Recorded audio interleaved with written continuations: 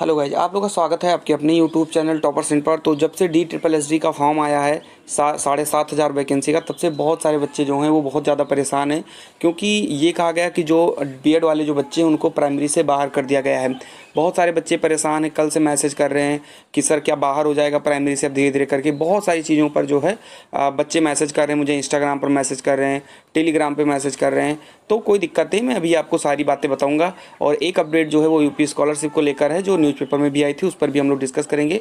तो थोड़ा सा आप पूरी वीडियो को देखिएगा, आधी वीडियो देखने के बाद आप कमेंट मत करिएगा, क्योंकि आप लोग पूरी वीडियो पहले समझ लीजिए, फिर मैं जो बताता हूँ उसको आप देखिए। देखो यहाँ पर पूरा नोटिफिकेशन DSSB का आ चुका है, ठीक है, कल ही आ चुका है। तो यहाँ पर असिस्टेंट टीचर प्राइमरी की जो है, इसमें जो एलिजिबिलिटी यानी एजुकेशनल क्वालिफिकेशंस आप यहाँ पर देख सकते हो, इसमें जो है मान्यता दी गई है सीनियर सेकेंडरी और its equivalent with at least 50% marks. पहले मैं इस वीडियो को पूरा पढ़ूंगा, उसके बाद मैं आपको बताऊंगा क्या होने वाला है, ठीक है। पहले तुरंत भगना नहीं है आपको। 2 years diploma in elementary education यानी जो DLED आपका होता है, ठीक है, उसके बारे में बात किया गया है।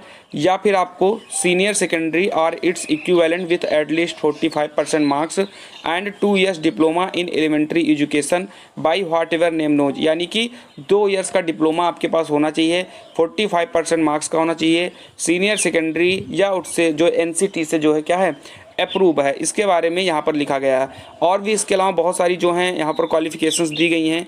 जैसे कि हम बात करें सीनियर सेकेंडरी और यानी BLED की बात किया गया है, यानी DLED आपका शामिल है, BLED आपका शामिल है। उसके बाद में आपका senior secondary or its equivalent with at least 50% marks and 2 years diploma in education, यानी जो DED होता है, DLED के बाद जगह पर एक DED भी होता है, वो भी शामिल किया गया है। उसके बाद में graduation and 2 years diploma in elementary education by whatever known for a recognized board. उसके बाद में pass in the central teacher eligibility test, यानी कि इन डिग्रियों के अलावा आपके पास CTET जो है ये पास होना कंपलसरी है। उसके बाद में आपके पास सेकेंडरी सब्जेक्ट जो है उसमें आपको चाहिए, सेकेंडरी सब्जेक्ट में आपके पास हिंदी, उर्दू, पंजाबी, इंग्लिश में से कोई ना कोई एक सब्जेक्ट होना चाहिए आपके सेकेंडरी सब्जेक्ट में, जो कि बेसिक सी बात है, वो तो होता ही होता है। ये हो गई हमारी प्राइमरी वैकेंसी। तो इसमें तो कोई शक ही नहीं है कि प्राइमरी से BED को बाहर किया गया, क्योंकि इनके पूरी एजुकेशनल क्वालिफिकेशंस में कहीं पर भी BED का जिक्र नहीं किया गया है। अब बहुत सारे स्टेट के बच्चे मुझे मैसेज कर रहे हैं और बार बार यही कर रहे हैं कि क्या सर बाहर हो जाएगा।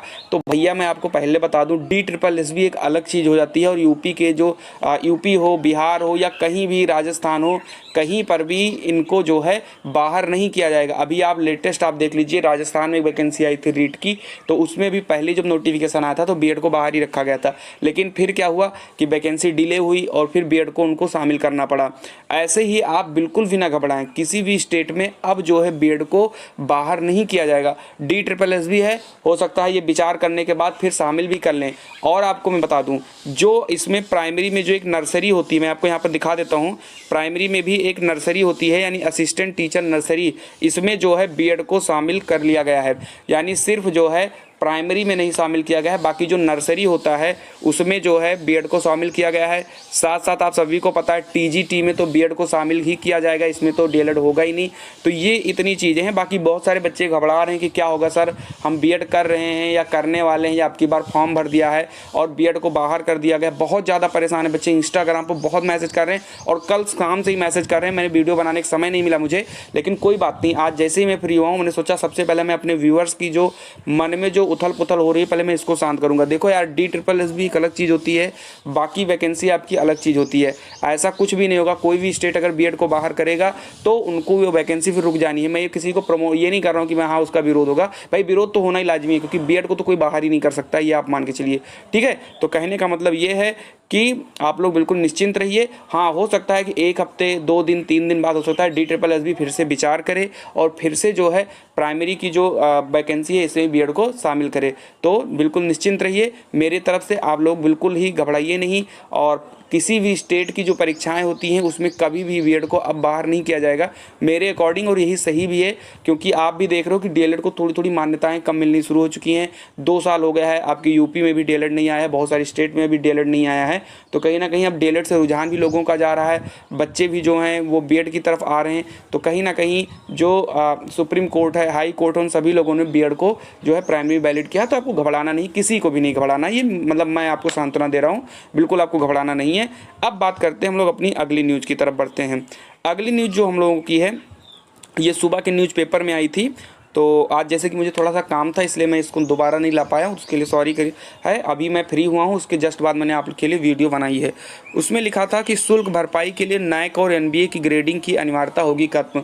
यानी कि आपने भी देखा होगा बहुत सारे बच्चों की अब की बार सस्पेक्ट इसलिए बच्चों का फॉर्म आ गया था कि उनकी जो कॉलेज है वो नैक और एनबीए की ग्रेडिंग में नहीं आता। बहुत सारे बच्चे हैं, लगभग मैं ये कह देता हूँ कम से कम 1 लाख बच्चे होंगे जिनके कॉलेज में नैक और एनबीए ग्रेडिंग नहीं था, और उनके मैसेज भी आए थे और उनका फॉर्म रिजेक्ट भी किया गया था।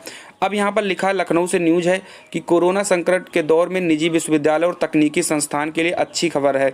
चाहे आपके प्राइवेट यूनिवर्सिटी हो और जो टेक्निकल इंस्टीट्यूट होते हैं उनके लिए थोड़ी सी अच्छी खबर है कि प्रदेश में शुल्क भरपाई के लिए नैक और एनबीए की ग्रेडिंग की अनिवार्यता से वर्ष 2024-25 तक छूट रहेगी। यानी कि 2024 और 25 तक, यानी 4 साल की इन लोगों को छूट दी गई है कि आप अपने सारे डॉक्यूमेंट सही करिए, नैक और एनबीए की ग्रेडिंग लीजिए। तो ये आज की बड़ी खबर है। तो जिन बच्चों के लिए नैक और एनबीए से जिनका फॉर्म रिजेक्ट हुआ उनके लिए एक अच्छी खबर ये मानी जा सकती है। लिखा है कि इसके लिए समाज कल्याण विभाग निदेशालय ने प्रस्ताव तैयार कर लिया है, जिसे शीघ्र ही शासन को भेजा जाएगा। छात्रवृत्ति एवं शुल्क प्रतिपूर्ति योजना में वर्ष 2020-21 से निजी विश्वविद्यालयों और तकनीकी संस्थानों के लिए क्रमशः national assessment NAAC and accreditation, यानी कि जो आपका एनबीए होता है, कि प्रदेश में 28 निजी विश्वविद्यालय हैं। इनमें से सिर्फ 5 के पास ही नैक की ग्रेडिंग है, यानी 23 के पास नैक की ग्रेडिंग नहीं थी। अब समझ लीजिए 23 विश्वविद्यालय में कितने बच्चे रहे होंगे। तो अब इन लोगों को जो है समय मिल चुका है, और ये कहा गया कि अब 2025-24 तक जो है 2024-25 तक जो है आप अपनी एनबीए ग्रेडिंग में आप ले आइए, डॉक्यूमेंट को सही करिए। उसके बाद में यहाँ पर एक और लिखा है, इसको भी हम पढ़ लेते हैं कि केंद्र सरकार ने भी नैक और एनबीए की ग्रेडिंग वर्ष 2025-26 से ही अनिवार्य की है। यही वजह है कि समाज कल्याण निदेशालय ने भी वर्ष 2024-25 तक यूपी में निजी विश्वविद्यालयों और शिक्षण संस्थानों को इस ग्रेडिंग में छूट देने के लिए प्रस्ताव तैयार कर लिया है समाज कल्याण। तो ये दो अच्छी न्यूज़ है जिन लोगों का नैक और एनबीए के लिए जो है फॉर्म जो है रिजेक्ट हुआ है। तो इतनी न्यूज़ थी, 2 न्यूज़ थी, दोनों न्यूज़ इंपॉर्टेंट थी, आपके लिए समझना बहुत ज़्यादा जरूरी थी। DSSB के लिए आप बिल्कुल ना परेशान हुई, अगर उसमें आप बीएड को शामिल नहीं किए हैं तो इसका मतलब ये नहीं, क्योंकि बहुत सारे लोग हैं, मैंने यूट्यूब पर भी बहुत सारे लोगों की वीडियो भी देखी, वो बहुत ज़्यादा डरवा दिए हैं बीएड वालों को। तो डरना नहीं है किसी को भी, ये कुछ नहीं होगा, ठीक है। अगर हो सकता है मीटिंग वगैरह अगर हो तो हो सकता है DSSB में भी शामिल कर लिया जाए।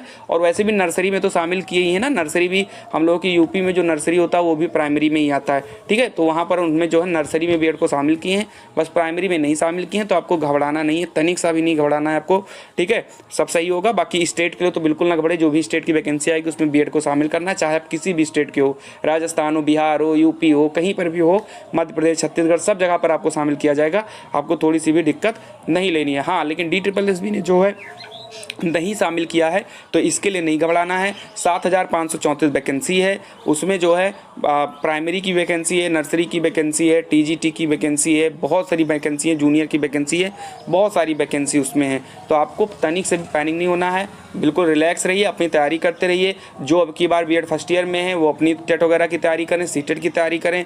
जो ऑलरेडी बीएड कर चुके हैं, टेट पास है तो बहुत अच्छी है, आप सुपर टेट की तैयारी करें।